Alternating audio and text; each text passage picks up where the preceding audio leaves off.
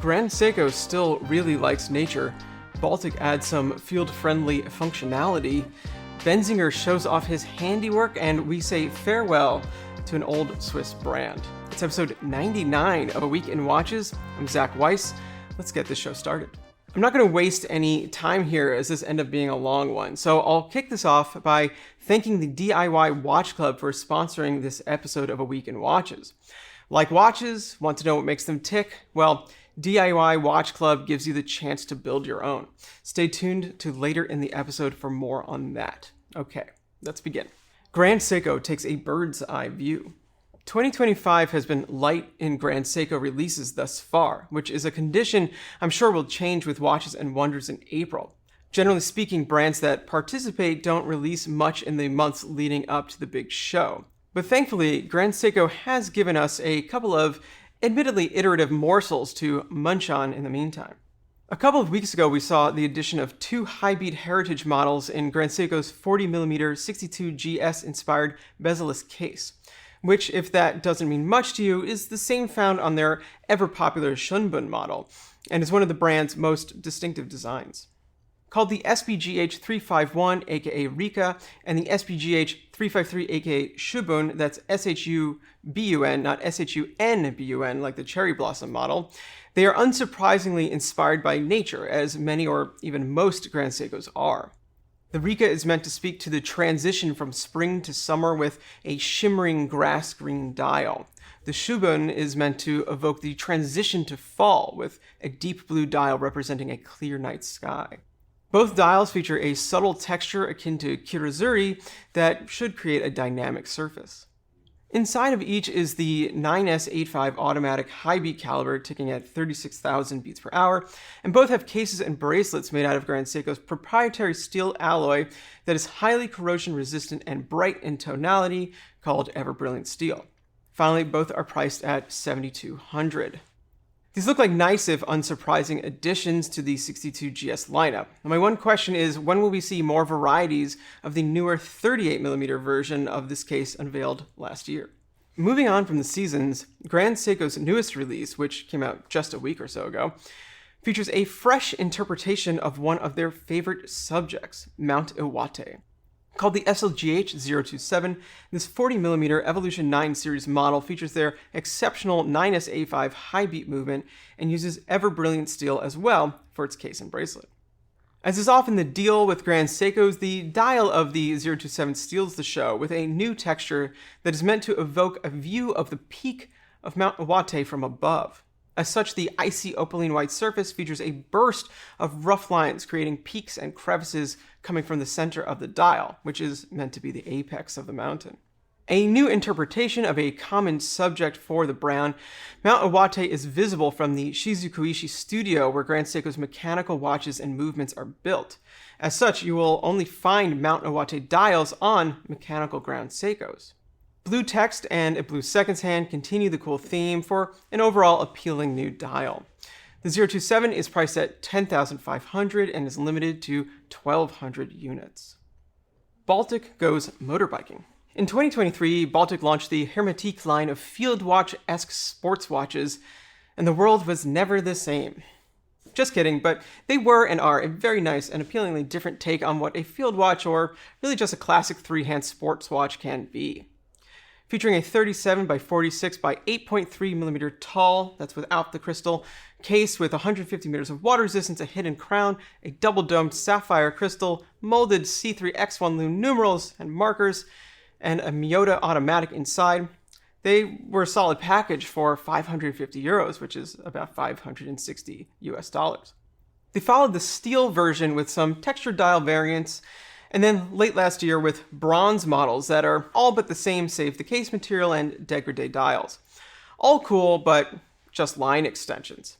Well, just the other day they launched a new version in limited edition form that might point the way for where the collection is headed in 2025 and beyond.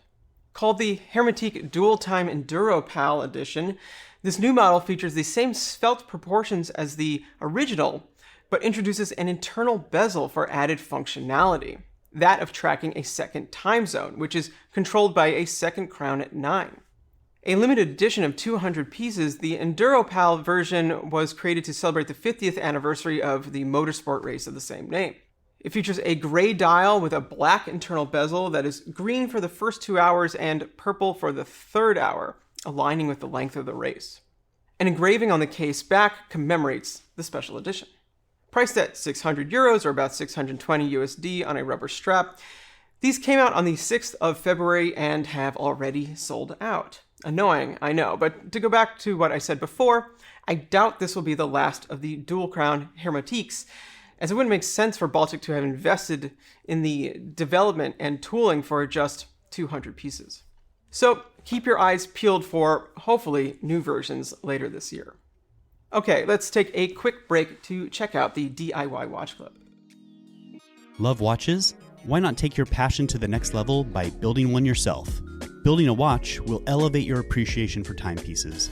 Perfect bezel alignment, blued steel hands, mind-blowing loom.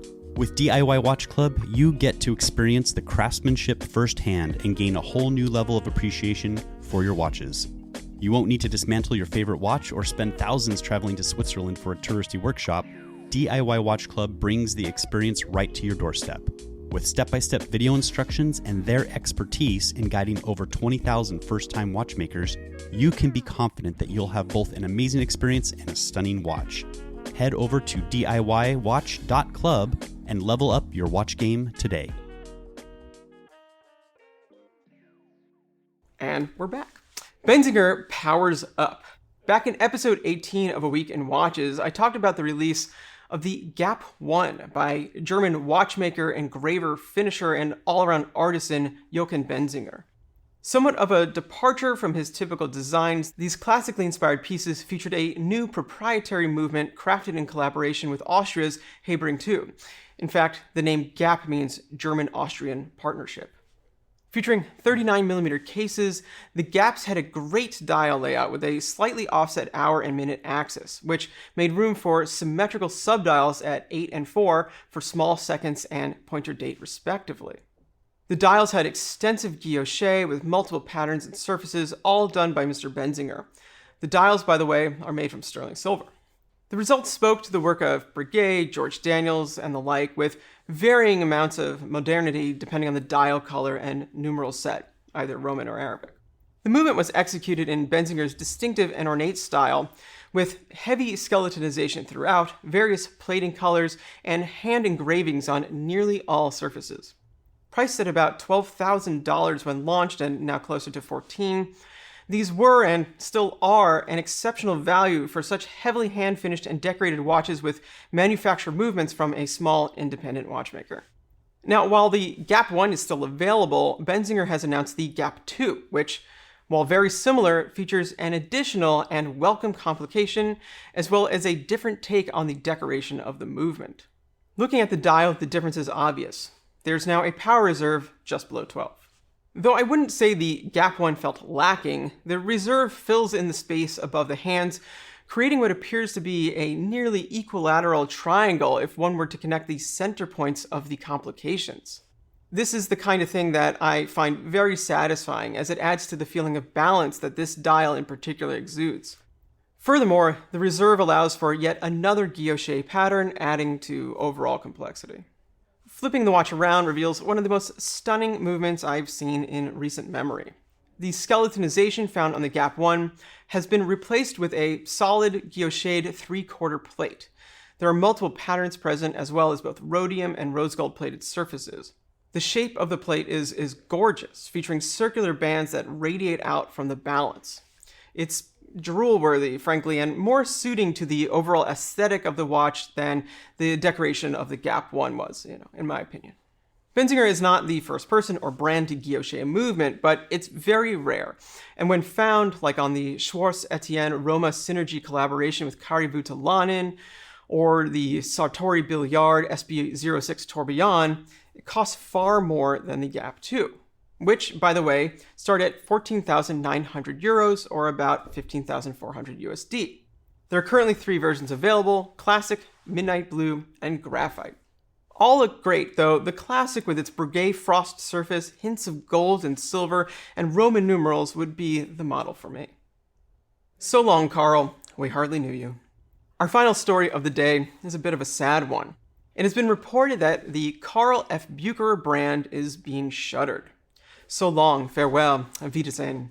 Founded in 1888, the Bucherer company was continuously family-owned until its sale in 2023 to Rolex. This included not only the Carl F. Bucherer watch brand, but, more importantly, the Bucherer international chain of luxury watch and jewelry retailers, which will remain open and unaffected, at least at this time. Though acquired in 2023, the history of Bucherer and Rolex's relationship goes back to 1924 when Bucherer began retailing the still relatively young brand. While the acquisition was bold and surprising as one of the world's most recognizable watch brands buying a multi-brand retailer along with a competing brand was, well, an unexpected but clearly strategic move. This also coincided closely with the launch of Rolex's CPO program, of which Bucherer was one of the first to be included. Well, I don't think anyone was terribly surprised, sad to say, that Rolex decided to cut Carl loose after only a couple of years, as they weren't frankly really popular, at least in the US, abruptly ending the brand's over 100-year run. But while Carl F. Bucherer admittedly wasn't on the tips of the tongues of watch collectors, they had some pretty cool achievements. For example, in the late 1960s, they were one of the top 3 producers of chronometers, as well as part of the group that developed the Beta 21, the first Swiss quartz movement.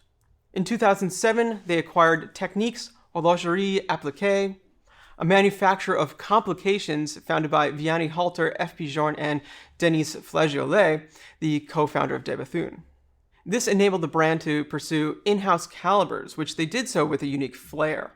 In 2008, they released their first in-house caliber, which was an automatic that featured a bidirectional peripheral rotor, meaning that the rotor revolves around the outside of the movement rather than over it, allowing for an unobstructed view of the movement. Highly uncommon and complicated, this quickly became a signature for the brand. They went on to produce tourbillons, minute repeaters, and perpetual calendars, all based on their peripheral rotor movements.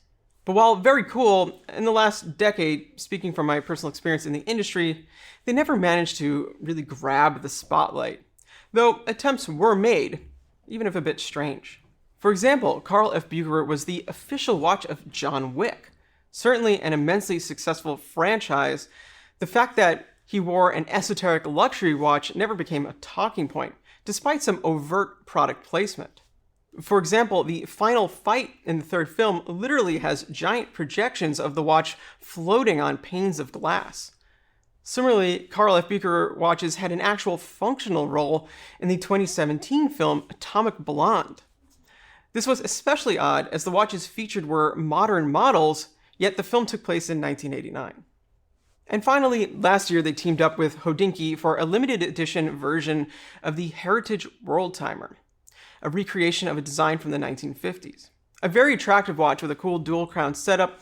It measured 39 millimeters in diameter and 10.25 millimeters thick, featured a chronometer-rated peripheral rotor caliber. At $7,500, these actually seemed like a decent value, all things considered. Though they weren't true world timers, rather they just featured a world time bezel. Somewhat ironically, Hodinkee went on to be purchased by Watches of Switzerland later that year, who was most definitely a direct competitor of Bucherer. And well, that seemed to be Carl's last hurrah. What this means for remaining stock as well as servicing of watches still under warranty is unclear, but what I really want to know is what is going to happen to the movement manufacturer as well as technology. Given the history with THA, it seems like a prized asset. Will it be sold off or just absorbed into the great Rolex machine? I guess we'll just have to wait and see. So pour one out for Carl F. Bucherer, 1888 to 2023. And with that, I bid you adieu. Thanks for watching. Please like and subscribe if you'd be so kind. Thanks again to the DIY Watch Club for sponsoring this episode, and I'll see you next time.